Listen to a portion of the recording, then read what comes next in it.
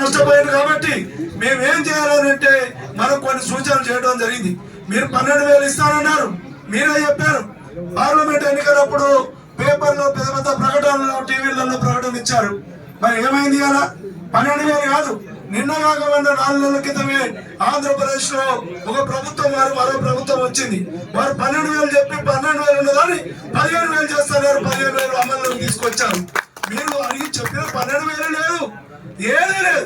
ఇలా ఏంది మీ సమస్యను అర్థం చేసుకోవాలని చెప్తున్నాం. ఇలా మరి దాన్ని చెప్పాం. ఓలా ఊబర్ వల్ల కమిషన్ తీసుకుంటే రోజుకు 100 నుంచి 200 రూపాయలు డ్రైవర్ నష్టపోతున్నాడు. మీరు ప్రభుత్వం ఒక యాప్ తీసుకురండి అని చెప్పాం. ప్రభుత్వ యాప్ తీసుకొస్తే ప్రజలకు, ఆటో డ్రైవర్లకు, అదే విధంగా కొంతమంది ఉద్యోగ కల్పన కూడా జరుగుతుందని చెప్పి ప్రభుత్వాన్ని సూచించడం జరిగింది. ఇలా 2 వీలర్కు ప్రభుత్వమే చెప్తుంది, ఏ నిబంధనల ప్రకారం కూడా ఈ రాష్ట్రంలో మేము 2 వీలర్లకు అనుమతి ఇవ్వలేదు ఓలా ఊబర్ రాబడికి అని చెప్తున్నారు. మరి అనుమతి ఇవ్వనప్పుడు వాటి మీద యాక్షన్ ఎందుకు తీసుకోవాలని చెప్పి ఈ సందర్భంగా ప్రశ్నిస్తున్నాం. అదొక్కటే కాదు, మనం అనేక సందర్భాలు చెప్పాం. ఈ నష్టపోయిన దానికి 12,000 కాదు, ఏం చేయాలంటే మనకు ఇన్సూరెన్స్ అనేది గుదిబండగా మారింది. ఇన్సూరెన్స్ 10-12,000 రూపాయలు, థర్డ్ పార్టీ అయినా 8,000-9,000 రూపాయలు ఉంది. ఆ ఇన్సూరెన్స్ ప్రభుత్వం చెల్లించాలో థర్డ్ పార్టీ అనేది ఈ రాష్ట్రంలో ఆటో డ్రైవర్లకు అని సూచించడం.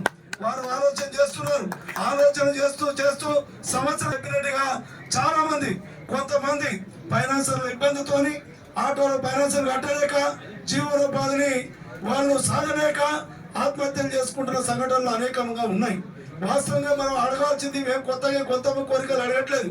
ఇలా ప్రభుత్వానికి పెద్ద బడ్డలు కూడా ఏం లేదండి. మన సమస్యల మీద 13 సమస్యలు పెట్టినాం. 13 సమస్యలలో ఈ రాష్ట్ర ప్రభుత్వానికి, ఖజానాకు ఏ ఒక్క సమస్య మీద వల్ల కూడా నష్టం లేదండి. ఒక్క 12,000 తప్ప మిగతా ఏది కూడా ప్రభుత్వం నుంచి ఇవ్వాల్సిన అవసరం లేదు.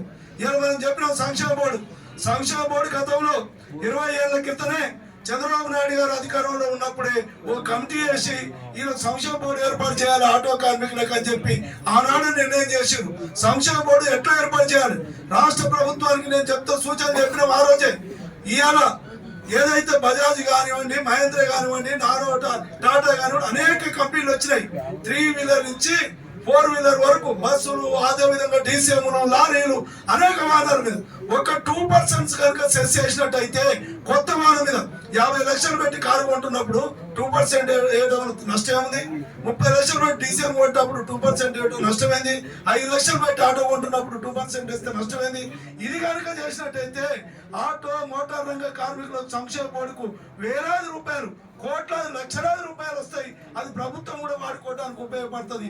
ఇది ప్రభుత్వానికి ఎంత వెసులుబాటు అయినా కూడా దాన్ని అమలు చేయడానికి, మళ్ళీ ఎవరేస్తారో సెస్ కట్టడానికి ఆటో కొన్న కార్మికుడే కడతాడు, కారు కొన్న కార్మికుడే కొంటాడు, అదేవిధంగా బస్సు కొన్నా, లారీ కొన్నా ఆ కార్మికుడు ఆ ఖర్చు కూడా చెల్లిస్తాడు తప్ప ఎవరికేం నష్టం లేదు. ఇది సూచించినా కూడా సంక్షేమ బోర్డు ఏర్పాటు చేస్తాం, ఎన్నికల మేనిఫెస్టోలో పెట్టాము అని చెప్పి చెప్పుకోవడం తప్ప అది చేయడం వల్ల ప్రభుత్వానికి ఏం నష్టం అనేది అడుగుతున్నాం. అదేవిధంగా 2 వీలర్ నిషేధిస్తే ఏం నష్టం, ఓలా ఊబర్ నిషేధిస్తే ఫ్రీ ఆఫ్ పెడితే మీకే ప్రభుత్వం ఉద్యోగాలు పెడతారు, ప్రజలకు చిల్లర పడవు, వాళ్ళకి కమిషన్ తగ్గుతుంది, ఆటో డ్రైవర్లకు నాణ్యమైన ప్రయాణికులు తీసుకెళ్తాడు, వాళ్ళకు కూడా ఆ కమిషన్ కట్ అనేది ఉండదు. ఇవన్నీ ఆలోచన చేయమని చెప్పినాం. ఇవాళ 8,000 రూపాయలు ఇన్సూరెన్స్ ఉంది, ఇన్సూరెన్స్ మీద చెప్పాం. అది ఒక్కటే కాదు, ఇవాళ గతంలో టీఆర్ఎస్ ప్రభుత్వం ఉన్నప్పుడు 5 లక్షల ప్రమాదం మేము ఇచ్చేది, అది రెన్యువల్ అయిపోయింది. దాన్ని 10 లక్షలు చేస్తామన్నారు. ఉన్నది లేదు, ఉంచుకున్నది లేదు, అన్ని పోయినాయి. కాబట్టి మనం అడుగుతున్నాం, ఇవాళ ప్రభుత్వాన్ని సంవత్సరం రేపు డిసెంబర్ 7కు రేవంత్ రెడ్డి గారు ముఖ్యమంత్రిగా ప్రమాణ స్వీకారం చేసి సంవత్సరంగా వస్తుంది. మరి సంవత్సరంలో పైన కూడా మా సమస్యలు పరిష్కరించరా?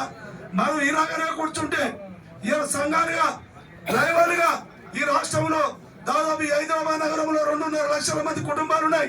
ఆటో మీద ఆధారపడి ఆటోలు తోలుతూ ఈ లక్షలాది మంది ఇవాళ మనం ఇట్లనే నిర్మానుష్యంగా కూర్చుంటే, మనం వాళ్ళ ప్రభుత్వాన్ని ప్రశ్నించకపోతే మనకి ఏ ప్రభుత్వం కూడా మనకి ఎక్కడ కూడా గత 30-40 సంవత్సరాల నుంచి కూడా మనం ఉద్యమాలు చేయండి ఏ ప్రభుత్వం కూడా మన సమస్య పరిష్కరించిన దాఖలాలు లేవు.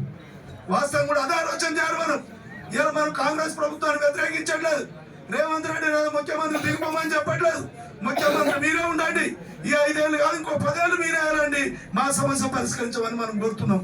ఇవాళ పేదలు, చాలా పేదరికంలో ఉన్న ఆటో డ్రైవర్లు ఇవాళ సమస్యలు అనేకంగా ఉన్నాయి. రోడ్ల మీద గిరాకీ లేక ఇబ్బందులు పడుతూ అదేవిధంగా పోటీ వాహనాలు వచ్చినాయి, అనేకమైన వచ్చినా కూడా ప్రభుత్వం పట్టించుకోకపోతే, ఇంత గగ్గోలు పెట్టినా, ఇంత ఆందోళన చేసినా పట్టించుకోకపోతే దాన్ని ఏమంటారు చెప్పండి? ప్రభుత్వాన్ని దున్నపోత మీద వర్షం పట్టేట్టే ఉంది ఈ ప్రభుత్వానికి. కాబట్టి మనం చెప్పాం, మనం వాస్తవంగా ఇందిరాబాద్ ధర్నే కాదు, అంత ముందు కూడా మనం ధర్నాలు చేశాం, నిరసన చేశాం, ప్రభుత్వ దిష్టి బొమ్మలు తగలబెట్టాం. ఏదైనా కూడా ప్రభుత్వం పట్టించుకోవట్లేదు. ఎందుకండి ఇలా ఆటోల విషయంలో చెప్పాం, ఇలా జిల్లా ఆటోలు, మన ఆటోలు, జిల్లా ఆటోలు కావండి అవి. జిల్లాలో వాళ్ళు కాదు, కొత్త వాళ్ళు వచ్చేది బోగస్ అడ్రస్సులు పెట్టి ఇక్కడి వాళ్ళే ఫైనాన్సర్లు, దళారులు, షోరూమ్ వాళ్ళు దాన్ని ఒక మాఫియాగా తయారు చేసి, నువ్వు 5 లక్షల బండి ఎందుకు తీసుకుంటావు భయ్, 2.5 లక్షలు పెడితే ఆటో వస్తుందని చెప్పి ఈ మాఫియా అంతా కూడా దాన్ని ప్రోత్సహిస్తుంది. దాన్ని కంట్రోల్ చేయమని చెప్పినాం. నువ్వు చట్టం ఉంది, చట్టాన్ని అనుకరించమని చెప్తున్నాం, చట్టాన్ని పాటించమని చెప్తున్నాం తప్ప నిన్ను కొత్తగా ఏం గొంతమ్మ కోరికలు కోరట్లేదండి. 11 సంవత్సరాలు అయింది, గత ప్రభుత్వం పెంచలేదు. 10 సంవత్సరాల గతంలో ఉన్న టీఆర్ఎస్ ప్రభుత్వం పెంచలేదు. కనీసం వాళ్ళు పెంచడానికే కదా వాళ్ళు ప్రతిపక్షంలో కూర్చున్నారు. మనం పెంచమనే కదా నీకు ఓట్లు వేసింది ఆటో డ్రైవర్లందరూ కూడా ఈ రాష్ట్రంలో. మరి నువ్వు పెంచకపోతే నిన్నేం చేయాలనేది కూడా మనం ఆలోచన చేయాల్సిన అవసరం కూడా ఉంది. అందుకే చెప్తున్నాం, ఆందోళన తప్ప మనకు ప్రభుత్వం మీద ఏం వ్యతిరేకత లేదు, రాజకీయం చేయట్లేదు. రాజకీయం రాజకీయ పార్టీలు చేయడానికి ఈ కార్మిక సంఘాలుగా, ఆటో డ్రైవర్ల సంఘాలుగా మన సమస్యల మీదనే, మన డిమాండ్ల మీదనే ప్రభుత్వం పిలిచి 13 డిమాండ్లు పెట్టారు. ఒక 4 డిమాండ్లు, న్యాయమైన డిమాండ్లు ఇప్పుడు పరిష్కరిస్తామని చెప్పడానికి కూడా ప్రభుత్వానికి చొరవ లేదంటే